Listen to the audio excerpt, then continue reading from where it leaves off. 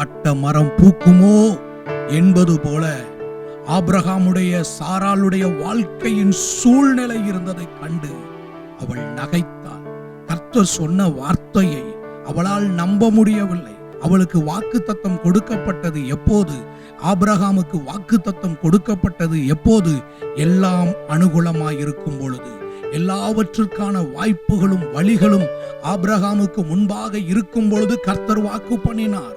உன்னை வானத்து நட்சத்திரங்களைப் போல ஆசீர்வதிப்பேன், உன்னை கடற்கரை மணலத்தனையாய், உன்னை உன்னுடைய சந்ததியை நான் பெருக பண்ணுவேன் என்று கர்த்தர் வாக்கு பண்ணினார். ஆனால் இன்றோ ஆபிரகாமுடைய சரீரம் செத்து போய்விட்டது. ஆபிரகாமுக்கு வயது கடந்து போய்விட்டது. சாராளுக்கு ஸ்திரீகளுக்குரிய வழிபாடுகள் நின்று போய்விட்டது.